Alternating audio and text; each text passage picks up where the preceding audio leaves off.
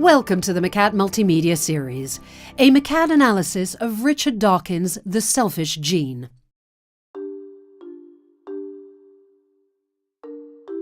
Our human bodies are merely a survival machine for our own genes.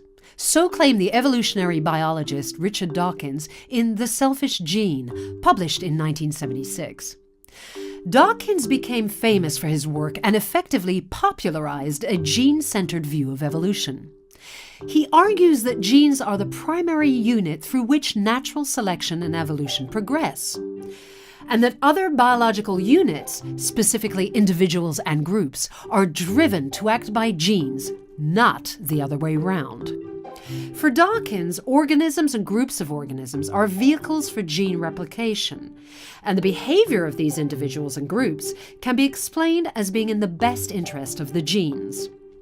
To illustrate the way that Dawkins thinks things work, let's imagine a rowing regatta.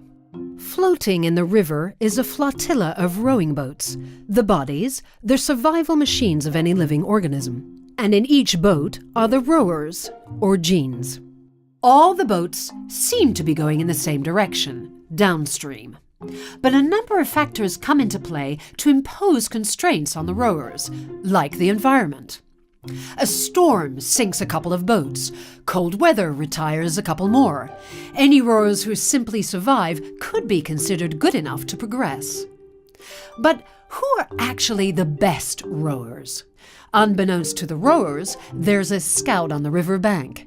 He represents natural selection, singling out who he considers to be the best rowers to take part in future regattas. He's measuring the rowers' worth based on their cooperative approach. Yet the rowers' actions, whilst appearing to be altruistic, are steering their boat in a way that suits their own purposes, not the boat's. In fact, Dawkins would say that they'd be just as willing to sink the boat if that was the optimum outcome from their point of view. But look, there's a speedboat moored at a jetty. A rower abandons the rowing boat, jumps aboard, again with self-interest in mind, and without any remorse, speeds off. It's an act of random genetic mutation. And why not? There are no rules or referee to say this can't be done. The rowers are free to self-police. That's why Dawkins used the word selfish to describe genes. He wasn't suggesting for 1 minute that genes have human-like conscious motives. Rather, genes, or rowers, are simply selfish in how they exert influence over the organisms, or boats, in which they reside. A more detailed explanation of Richard Dawkins' ideas can be found in the McCat analysis.